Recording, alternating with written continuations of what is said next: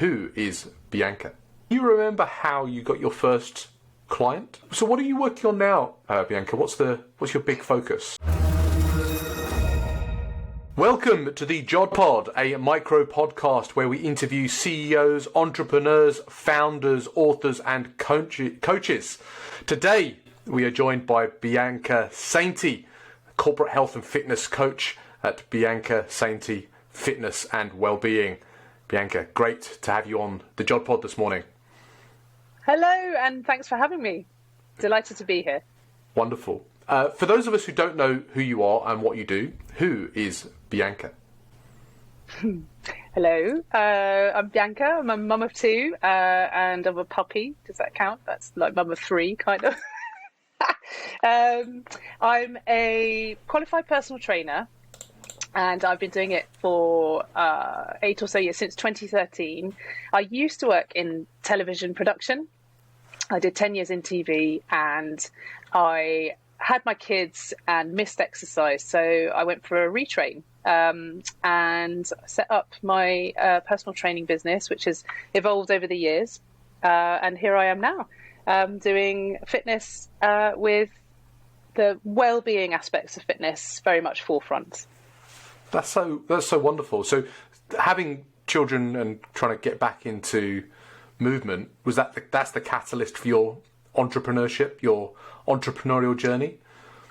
Yeah, I guess so. I mean, when I was working in television, I was always self-employed. It's very much a kind of contract industry. So I kind of was thrust into that, kind of more dynamic, having to get out there and get your next contract, next paycheck.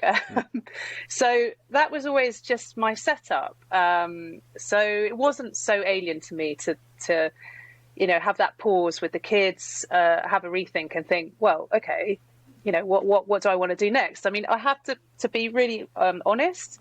I lost complete contact with exercise. I used to be really into my sport through school and university. I loved it and didn't really appreciate how much it brought to me, health-wise and mental health-wise. And when I had my two kids, I got a bit subsumed and lost myself, and I wasn't exercising.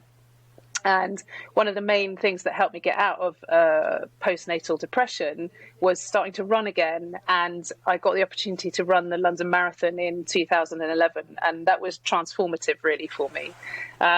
Amazing experience. And also just really showed me how I needed to make exercise intrinsic in my life again. And so that sort of sparked thoughts about what I wanted to do going forward. And then we had the 2012 Olympics, which was so amazing and exciting and inspiring. So then I got my head down and studied and got my qualification. Wonderful. I think that's such a common story that I think you hear from a lot of people, is that they were very sporty at school and they loved the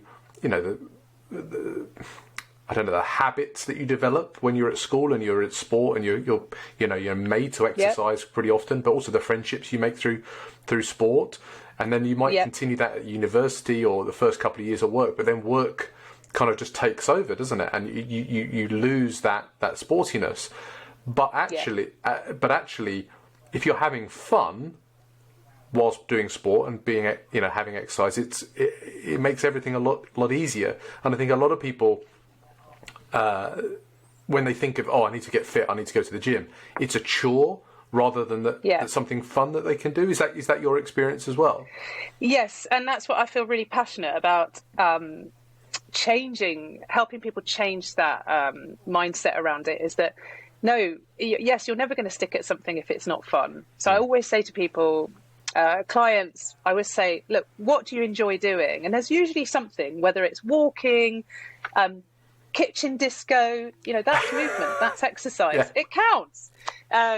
It's, going out on their bike, whatever it is. So you've got to start with what you enjoy, and then you can build in if you're looking for certain more specific goals or weight loss goals or whatever it might be. But if you're not enjoying it to start with, then it's hopeless. You're never going to keep it going consistently. So I totally agree with you. We've got to get people just realizing that any movement is good.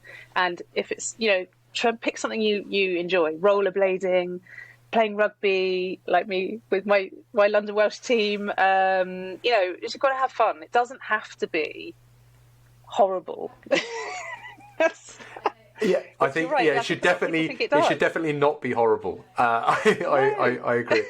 So you to take you back a little bit. So 2013, you got qualified. Yeah. Brilliant, and you started to do your own fitness business, your own personal training business. Yeah. Can you remember how you got your first client? Yes, very well. My kids were, I think I had one in nursery and one at school, just started primary school. And it was very much word of mouth to start with. It was at the school gates. People, my friends that I've met there, the community that you meet and build, knew that I was on this journey, and they were desperate. Actually, they were like, "Come, when are you qualifying? Come on!" So, I really remember my first client really, really well. She didn't have the confidence to go running, and she just wanted to learn to run, which is probably quite an unusual one for a PT straight off the bat,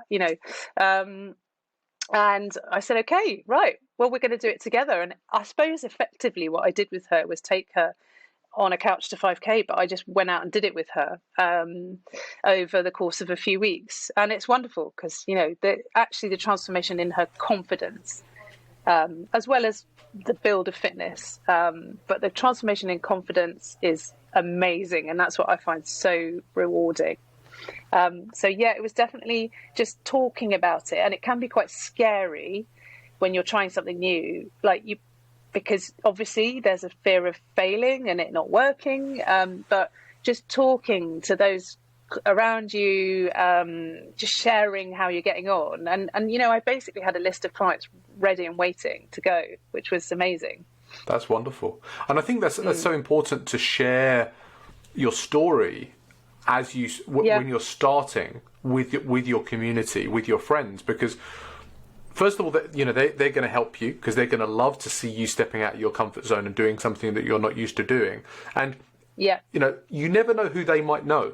Like you were lucky that some of those people were actually your ideal client at the time. But yes, if you're starting any other business, just talking to people, talk to your hairdresser, talk to people at the school gates, talk to everybody, because you never know who someone might turn around and go, oh, I've got a friend that might be interested in that. And just that word of mouth is so important. I always say to people that are marketing their business, don't stick your head in the sand and just build your business in silence without telling anybody. The whole point of it is that it's a journey, and you don't have all the answers when you first start. And it sounded like it was probably a bit of an experiment for you with your first client as well. Like it's you're on this journey together. That's wonderful. It's a great learnings off the back of that.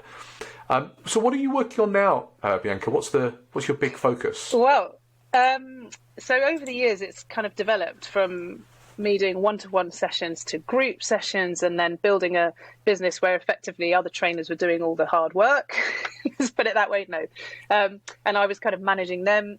But now I've brought it back round to me, and I'm focusing on delivering corporate health, fitness and wellbeing programs. But right now, so that anything from presentations, interactive presentations, I like to get people moving on those sessions. But right now, I've just been delivering some one-to-one coaching sessions, actually, again, corporate, but they will be available for individuals as well. And what it is we do 25 minutes chat, and I've got a series of questions, and I want to find out from people what it is, the one thing they want to work on right now, and crucially, why it's important to them. And so we do a bit of digging to understand the deeper motivators and try to pull those out, which sometimes are not always apparent, or people are not ready to share straight away. But the deeper you can get, the more intrinsic a motivation you can get, the more likely people are to stick at it consistently. So we do that, and then we talk about possible challenges and barriers, and then I go away and have a think about strategies to overcome those. I give them my 3 action steps recommendations, and off they go on a 6-week cycle with me in the background nudging and checking in on them. to chase after this this one thing that they want to work on. So it's been really fun and interesting because it's a privilege to talk to people and who sometimes present quite a vulnerable point, to understand where they're coming from and to try and help those people. And I'm really, really enjoying delivering those. It's wonderful. It's great to feel your energy coming through when you're talking about those interactions that you're having there. For people that are listening, what's the self-talk maybe that they're thinking about now that would make it a no-brainer for them to reach out and make contact with you? Whoa, self-talk. Well, that's a whole another podcast, isn't it?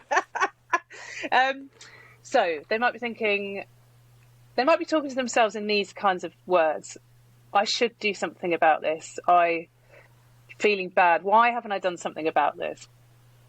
And they might be in quite self-critical mode in that inner voice. And I would just like to reach out into their brain and say, it's not your fault. This is not you. You need some support. You can't, a lot of things we can't do on our own. We're only human. And I'm the same, by the way. I have lots of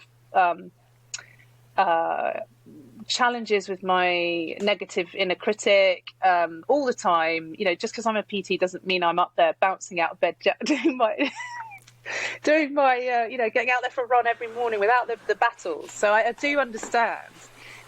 So they might be thinking, you know, I should, but I don't know where to start. That's absolutely fine. You know, when you hit a bump with, I don't know, let's say with the kids, and you think, oh, they might need a bit of tutoring or something, you go and get a tutor. If you hit a bump with your business, you go, I think I need a business coach, right? You don't think about it. But I think people hesitate with their personal health and fitness when actually, why not? Go and get a coach. Go and get someone who can help you on the right path and set you off well and hopefully give you the right systems and set you up in a way that it's sustainable, so you're not, and it's not adding stress to your life, so that you'll be able to continue it and feel great with it. Wonderful. And I think, you know, making it fun as well. Like, I think anybody that's going to work definitely. with you, there's going to be that element of fun, and I'm sure there are people out there now that that have those exact conversations and that self-talk about, oh, I should be doing this, particularly coming out of lockdown now. I think that I saw in the BBC there was something that everyone's put on half a stone or something crazy like that. Irrespective of that, I think just getting out again and moving and enjoying moving, you know, should be everyone's goal. And if you need some help or support to make sure you're doing things the right way, you know, get in contact with Bianca, and I'm sure she'll make that a very fun experience for you. Are you ready for some quick fire questions in the meantime? Yeah, let's do it. Let's do it. Okay. What's your most recommended or most used app that you use every day? Oh, okay. This is quite an easy one for me. It's Canva. It has revolutionized my presentation, literally, from everything from YouTube thumbnails to squares on the grid for Instagram to proposals and presentations for the corporate work that I do. You know, it's just brilliant. It's really easy to use. I'd highly recommend it. Canva. Very versatile for anybody that's out there that's just starting a business.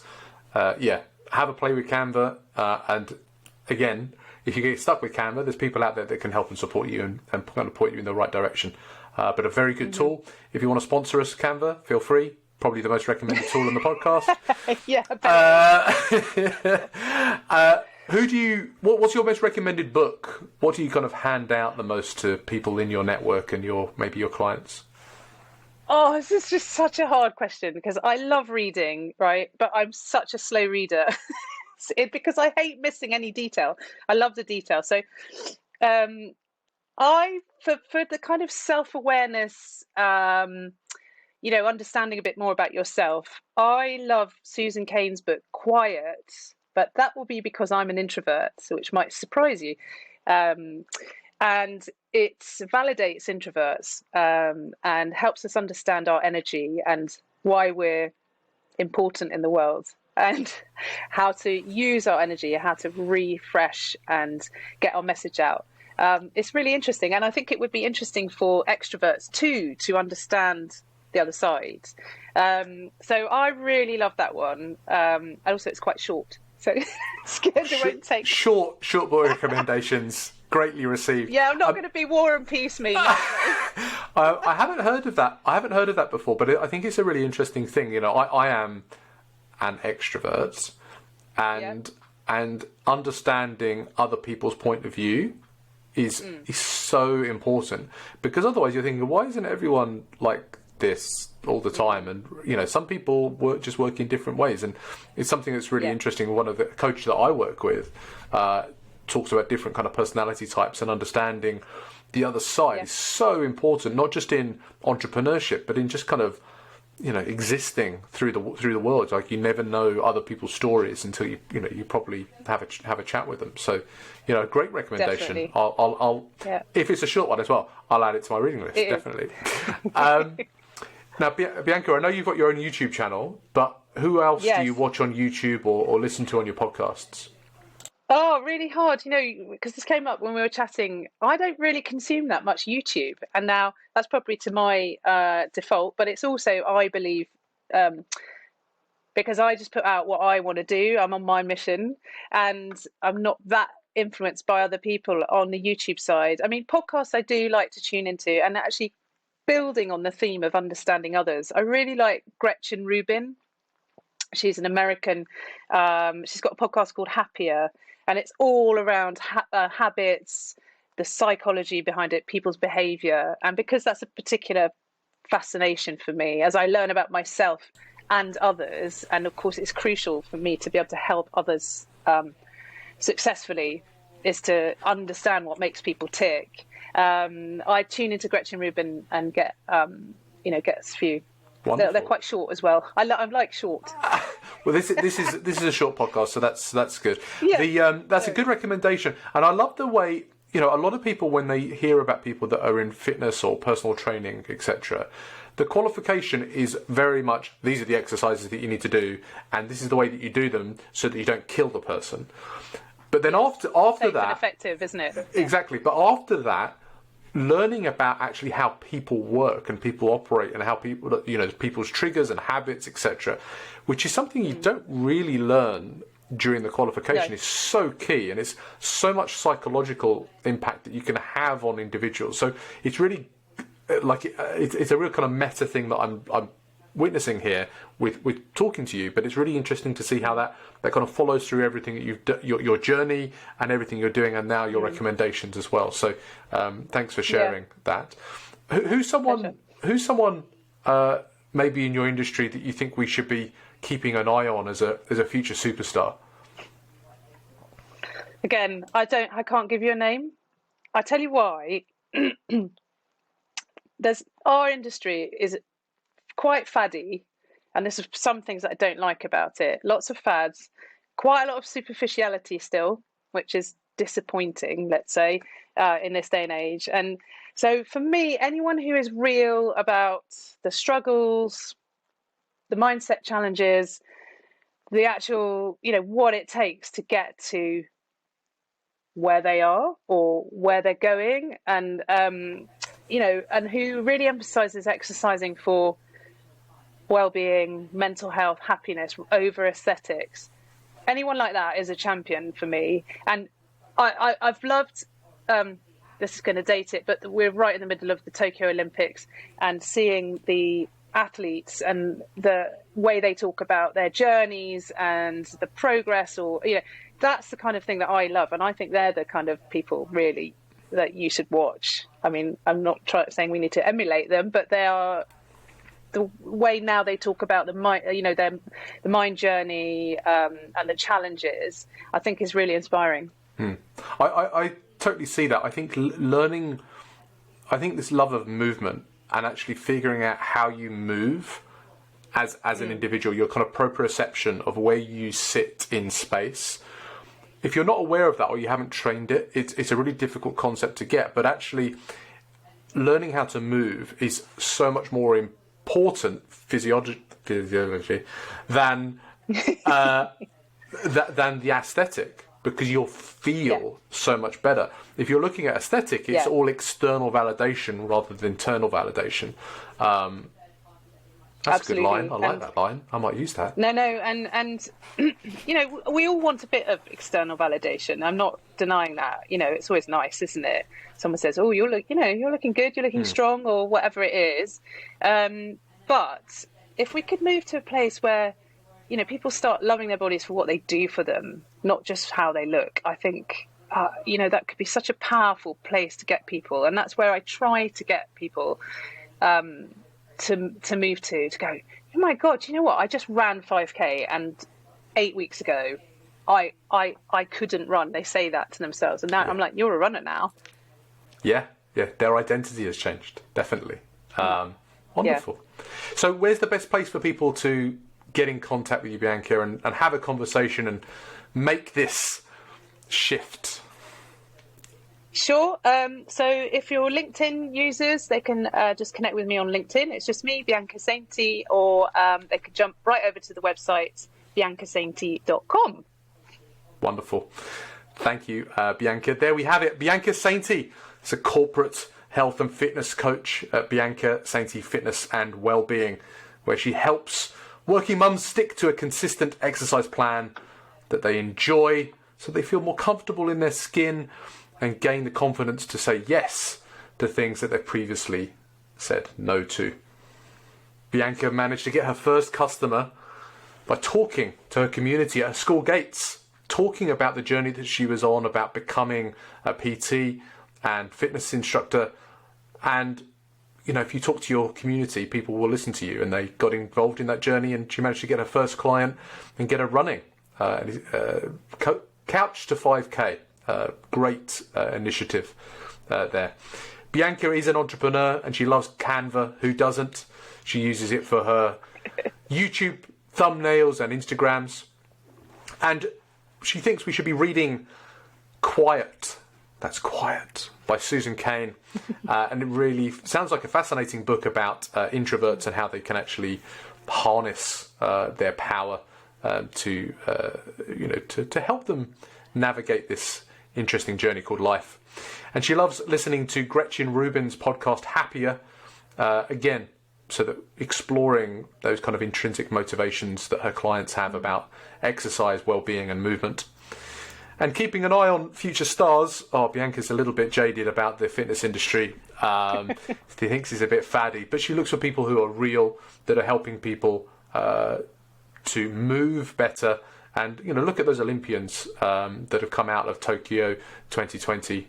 Some really fascinating, inspiring stories there that will hopefully inspire you to get moving in this post-pandemic world. And if you want to get in contact with Bianca, head over to LinkedIn, Bianca Sainty, that's Bianca Sainty.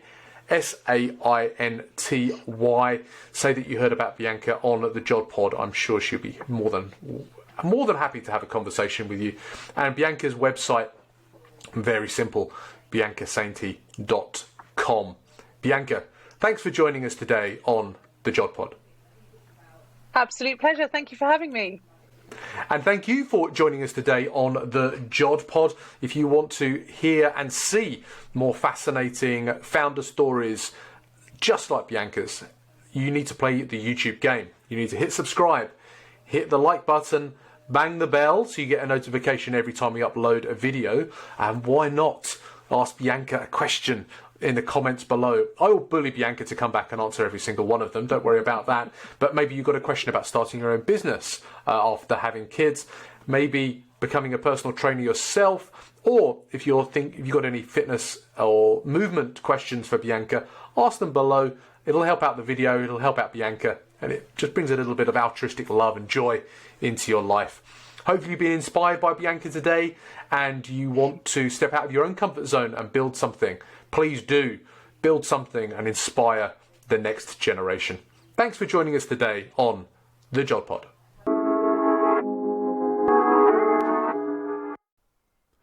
If you enjoyed this interview, why don't you check out some of these other interviews that we've done on the JOD Pod.